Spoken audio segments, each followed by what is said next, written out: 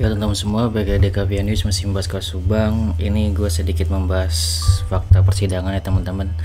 Namun yang enteng-enteng aja. Tapi kalau ada teman-teman semua yang tidak menerima fakta persidangan, ya skip aja video ini ya. Kayak gitu. Oke, kita masih membahas fakta persidangan kasus Subang. Yang pertama yaitu satu-satu dulu ya teman-teman. Ini kita masih membahas yang gue upload kemarin, tentunya Pak Karsa ya. Kesaksian Pak Karsa, fakta mengenai kesaksian Pak Karsa ya. Faktanya diantara lain, yang pertama, Pak Karsa, Pak Aceh dan Pak Dede adalah petugas pertama ya teman-teman yang datang ke TKP karena memang piket ya pada saat itu. Juga yang kedua itu Pak Karsa melihat kaki korban di dalam Alphard dan memasang polis lain ya. Kemudian Pak Karsa orang yang pertama interogasi Pak Yosep, yakni menanyakan keberadaan Pak Yosep ya. Nah, di sini merupakan suatu keanehan juga ya bagi hakim, karena kenapa? Karena ya itu ya, hanya menanyakan satu pertanyaan itu doang gitu, seolah-olah di otaknya nggak ada ide lain gitu. Padahal di situ Pak Karsa jelas-jelas melihat ada korban gitu kan di dalam mobil Alphard. Kok pertanyaannya cuman kayak gitu doang kan, kayak gitu. Itu juga menjadi sebuah pertanyaan bagi netizen juga gitu kan ya, kenapa seperti itu.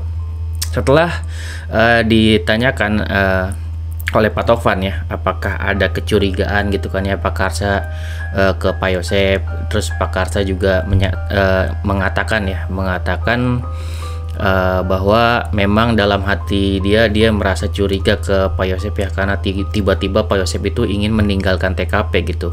Terus diberhentiin gitu kan, berhentiin dulu Pak Yosep gitu kan. Terus Pak Karsa meminta anggotanya untuk membawa Pak Yosep ke sekolah SMA ya untuk dilakukan interogasi awal. Di situ ditemukan juga oleh Pak Karsa, di SMA itu juga sudah ada Pak Mulyana yang menemani Pak Yosep ya. Seperti itu ya, pertanyaan cuman seperti itu aja ya. Pak Aceh kalau nggak salah disuruh ke rumah Bu Mimin untuk memastikan apakah benar pada malam harinya itu tanggal 18 Pak Yosep benar ada di rumah Bu Mimin atau enggak, kan kayak seperti itu. Kemudian Pak Karsa menelpon Irlan untuk ke TKP gitu ya, langsung disuruh aja ke SMA gitu untuk membawa Pak Yosep untuk diinterogasi kayak gitu. Kemudian Irlan melapor ke Pak Karsa ada noda merah di baju Pak Yosep ya. Kemudian Pak Karsa minta Pak Yosep untuk ganti bajunya gitu agar bajunya bisa diamankan gitu ya. Namun di sini kita tidak tahu ya yang memeriksa bajunya itu siapa gitu kan. Apakah pada saat diolah TKP atau kayak gimana ditemukannya noda merah itu. Dan di sini mulailah keanehannya ya teman-teman. Apa tuh bang keanehannya? Keanehannya itu benar-benar sudah terjadi ya di awal ya, pada Irlan, Yosep, Maulana dan Pak Karsa itu sendiri ya keanehannya. Yaitu keanehan atau kejanggalan Pak Karsa sih memang hanya satu hal ya, yakni ia memerintahkan anak buahnya gitu, tapi tidak tahu bagaimana hasilnya gitu. Jadi seolah merintahin aja gitu, terus nggak tahu udah hasil lagi pas ditanya gitu kan, saya tidak tahu gitu kan, seolah-olah dia tidak punya tidak punya kemampuan untuk menjadi kanit sebenarnya kayak gitu, hanya menyuruh-nyuruh aja dan tidak menanyakan bagaimana hasilnya. Jadi pas ditanyain di persidangan dia tidak tahu jawabannya gitu kan. Ya kemungkinannya di sini pada saat itu ya, pada saat ini yang krusial ya, yaitu pada saat barang-barang tersebut, barang titipan nih yang ada di mejanya gitu kan ya. Yang pertama itu kemungkinannya ya bisa jadi karena ia memang dibodohi bawahannya, yaitu Irlan gitu kan ya, atas kepolosannya sebagai penyidik. Jadi seolah-olah emang dia mungkin terlalu percaya gitu kepada bawahannya. Kan ya itu aneh banget sih. Kenapa bisa dikatakan ini suatu kebodohan? Ya karena tidak masuk akal ya teman-teman, karena baru saja kejadian pembunuhan, terus bisa-bisanya dia percaya aja sama Irlan, sama Yosep, sama Mulyana gitu ya, bahwa barang-barang tersebut yang berupa uang dan perhiasan emas adalah sebuah barang titipan. Harusnya kan dari situ dia udah curiga gitu dari awal, lah kok bisa gitu ya, ini terjadi pembunuhan tiba-tiba ada barang titipan dari mana kan kayak gitu, kok bisa langsung percaya aja gitu kan.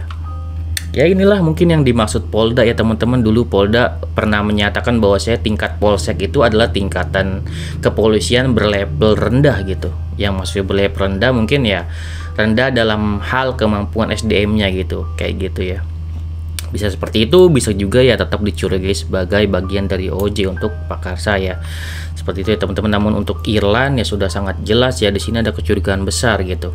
Kok bisa-bisanya posisinya Irlan sangat tahu gitu barang tersebut asalnya dari mana gitu kan. Terbukti pada saat tanggal 19 nih ya, Pakarsa dipanggil Kapolres Ibu Sumarni guna menanyakan langkah-langkah apa yang akan diambil. Ini masih kita ngomongin Pakarsa ya, langkah-langkah apa yang diambil. Jadi pada tanggal 18 itu dia polis lain segala macam, tanggal 19 nya dipanggil oleh Ibu Kapolres Ibu Sumarni gitu kan ya, ditanya ini langkah-langkah apa yang bisa dilakukan gitu ya. Di sini adalah pembuktian bahwasanya SDM ini berlevel rendah ya teman-teman. Terus dia mengatakan ya nanti dia hanya berusaha untuk memeriksa saksi gitu jawaban. Jadi tidak lengkap seperti layaknya seorang penyidik gitu teman-teman. Jadi ya kalau misalkan Pakarsa cerdas gitu kan ya, maka ia harusnya menjawab ya, untuk menyelesaikan kasus seperti ini harusnya jawabnya ya. Untuk menyelesaikan kasus ini, semua keluarga dan semua saksi yang melintas pada jam krusial akan diperiksa. Harusnya kan seperti itu ya. Semua CCTV akan kita amankan, kita akan menemukan petunjuk sesegera mungkin setelah periksa saksi dan CCTV gitu kan ya, terdekat. Jadi semua CCTV itu benar-benar dikumpulin, semua yang orang-orang warga semuanya dikumpulin untuk diminta kesaksiannya, apalagi yang lewat gitu kan ya. Kemudian langsung memproses masalah noda merah yang ada di Pak Yosep itu untuk dilihat, diperiksa oleh ahli forensik kan seperti itu. Dan segera ditahan jika memang ada sudah 2 alat bukti. Harusnya secepat itu jika memang ada kecerdasan ya dari Pakarsa. Namun kenyataan yang terjadi ya, Pakarsa tidak ada pemikiran seperti itu ya teman-teman. Ya mungkin itulah yang dimaksud dengan Polda dengan kepolisian berlevel rendah, atau memang nggak tahu ya, apa ini karena polos atau karena kebodohan, atau gue nggak ngerti gitu ya. Teman-teman bisa berpendapat sendiri lah ya, kenapa ada kanit yang seperti itu gitu kan. Bahkan diminta tanda tangan sama Irlan ya, dia mau aja gitu kan, tanpa ya nanya sedikit pun gitu, barang di meja dari mana nih asalnya, minimal dari mana gitu, tapi nggak nanya sama sekali gitu kan. Ya simpel itu aja dia nggak nanyain kayak gitu. Dan itu kan menjadi kejanggalan bagi hakim, bagi apa ya, JPU gitu kan ya, dan bagi Pak Taufan, tentunya bagi semua orang yang ada di situ sangat aneh gitu. Dan kecurigaan beralih ke Irlan gitu kan ya. Kecurigaan ini jelas beralih ke Irlan, karena kenapa ke Irlan ya, dimana Irlan tahu persis dari mana barang itu berasal gitu. Barang itu adalah barang bukti, tapi dinyatakan oleh Irlan adalah barang titipan. Entah dia kerja sama Pak Yosep atau kayak gimana gitu kan. Kok dia bisa-bisa sebagai penyidik berkata seperti itu ya. Ya entah apa yang terjadi ya teman-teman sama Irlan, apa termasuk dia polos juga gitu kan ya, tidak ngerti barang bukti, atau diajak kerja sama oleh Pak Yosep dikasih uang atau kayak gimana. Kalau misalkan nggak ngerti itu barang bukti, kayaknya itu ya suatu keanehan banget lah gitu kan ya. Atau memang Irlan juga dibodohi oleh Yosep dan Mulyana gitu kan ya. Lah kenapa bisa gitu bang, kenapa dibodohi gitu ya? Ya bisa aja Pak Mulyana ngebodohi, kan dia di sini kan sebagai orang hukum ya teman-teman, namun dia melanggar hukum itu sendiri. Orang hukum, dia kan orang hukum yang mana ya, yang mengatakan barang yang ada di TKP adalah barang titipan. Itu kan aneh, dari situ aja udah aneh gitu kan. Kenapa dia membenarkan hal tersebut? Dia kan orang hukum kan kayak gitu. Itu gimana ceritanya gitu kan? Dia tahu dari mana, dia tahu dari mana gitu ya. Pak Yosep, Pak Mulyana kok tahu itu untuk gaji guru, kan itu aja udah sangat ganjil gitu kan ya. Ya mungkin tahu dari almarhumah Putri dan Amel gitu kan, pada saat ribut atau segala macam mungkin tahu itu untuk gaji guru, terus diminta sebagai alasan gitu kan ya, oh itu dijadikan barang titipan nih, nanti digunain nih, alasannya untuk gaji guru gitu kan ya. Jadi itu untuk alasan aja gitu kan ya. Aduh, itulah ya fakta kesalahan yang terjadi oleh Pak Mulyana sebagai orang hukum ya teman-teman. Dan mungkin Ya gitulah, Pak Yosep taunya itu mungkin dari almarhumah Bu Tuti atau Amel untuk gaji guru. Dan ya kenyataannya yang terjadi setelahnya itu mungkin teman-teman sudah ngelihat kesaksian dari Pak Tovan. Pak Tovan menyatakan ke Pak Karsa bahwa uang tersebut diminta lagi oleh pihak Polres ya ke Pak Yosep, dan uang itu sudah tidak utuh gitu. Karena kenyataannya yang terjadi yaitu uang tersebut dipakai untuk bayar pengacara dan sebagainya gitu kan. Ya itulah fakta persidangan teman-teman gitu kan. Memang harus diterima gitu kan ya. Fakta persidangan yang luar biasa yang benar-benar itu adalah terjadi oleh Pak Yosep dan Pak Mulyana. Kenapa dia untuk mengambil uang tersebut dengan alasan gaji guru, yang nyata-nyatanya uang tersebut untuk membayar pengacara gitu. Karena di saat kejadian gitu kan ya, bukannya berduka gitu kan ya, dan Yoris juga bingung gitu, bukannya lagi duka-dukanya dia sibuk nyari pengacara, bukannya lagi duka-dukanya dia malah ya sibuk untuk mengambil harta benda gitu kan ya. Kok ngomong begitu bang, apa buktinya? Ya apakah yang dilakukan Pak Yosep dan juga Pak Mulyana cukup di situ gitu kan? Kan enggak ya. Pak itu kan mungkin tanggal 18, tanggal 19 langsung gitu kan dieksekusi.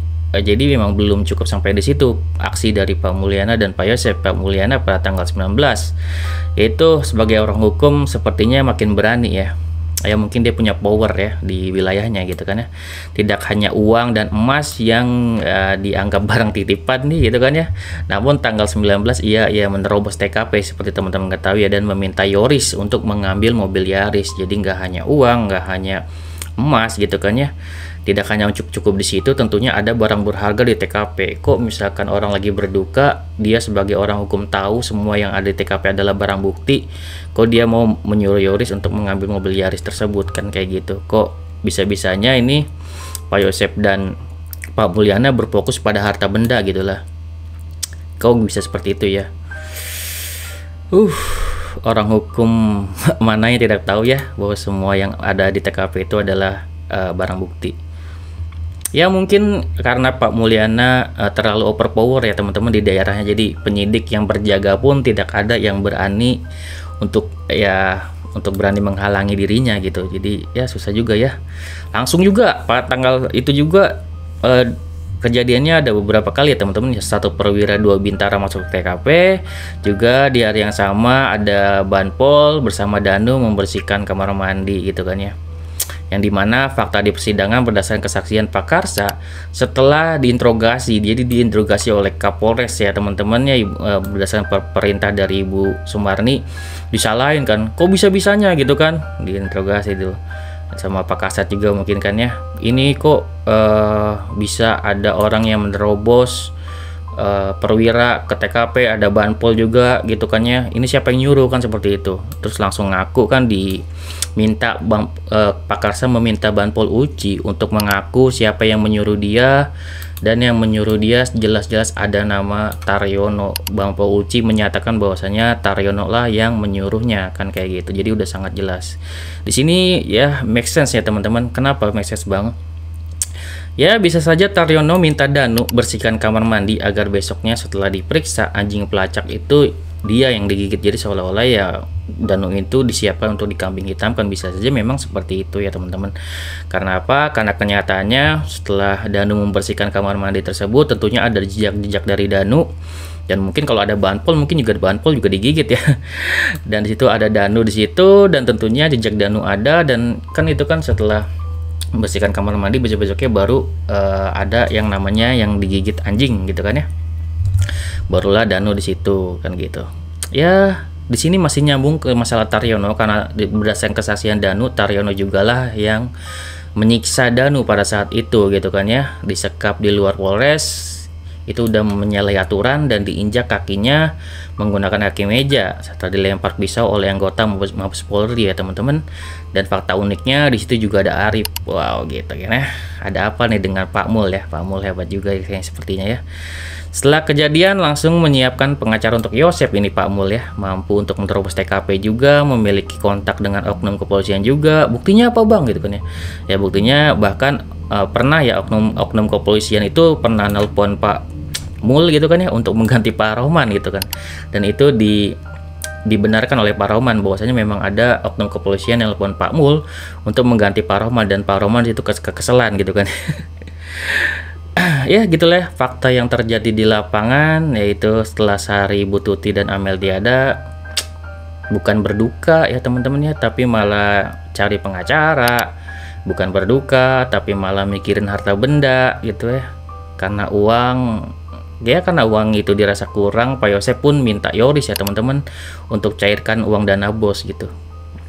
Ya gitu ya, ngaku-ngakunya kan untuk bayar pengacara, padahal ya bayar pengacara itu masih gunain uang yang 30.400.000 itu ya, kayak gitu, yang untuk gaji guru. Dan itu memang kenyataan seperti itu, dan teman-teman harus terima karena itu sudah dikembalikan uangnya oleh kepada Polres, dan Polres juga memberikan pernyataan bahwasanya, maksud gua Yosep memberikan pernyataan bahwasanya memang itu digunain juga untuk apa ya, bayar pengacara gitu.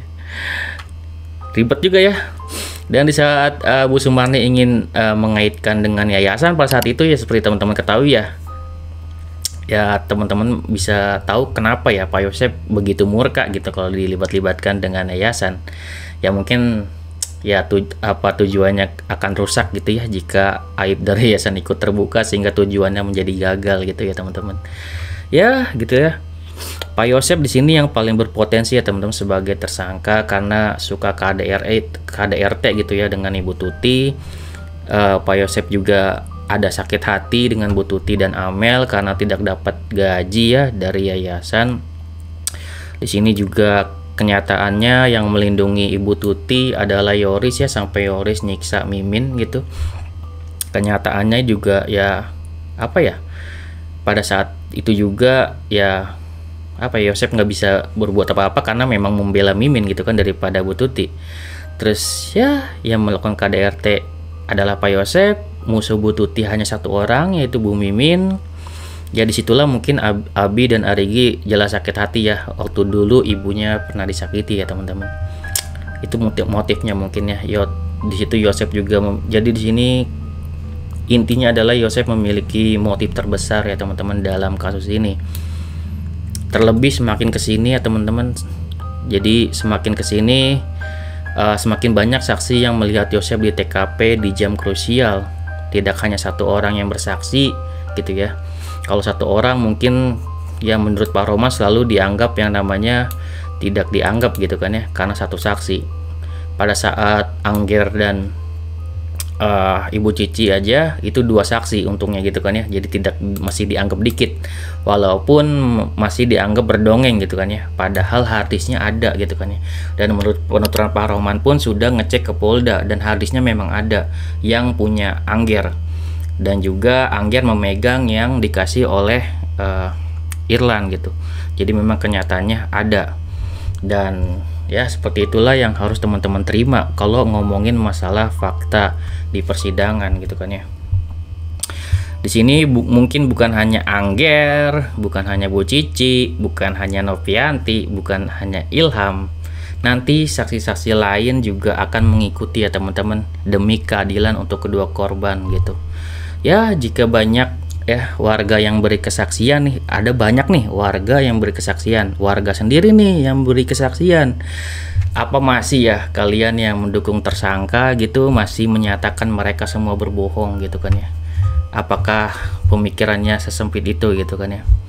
Kalian yang ingin kasus ini terungkap, tapi di saat diungkap oleh warga itu sendiri ya kalian menyangkal gitu ya dengan alasan-alasan yang tidak masuk akal. Terus apakah kalian tidak mau mengetahui kesaksian yang lebih kuat lagi ya dari kesaksian sekarang? Ya apakah ekspresi Pak Yosep kemarin saja yang sangat senang gitu ya mendengar barang bukti CCTV musnah gitu kan ya, sangat jelas di wajahnya sangat senang gitu kan ya. Apakah itu masih tidak aneh gitu di mata kalian gitu kan? Jadi yang polos siapa nih? Oke, segitu ya video dari gua, semoga bermanfaat. Wassalamualaikum warahmatullahi wabarakatuh. Teman-teman.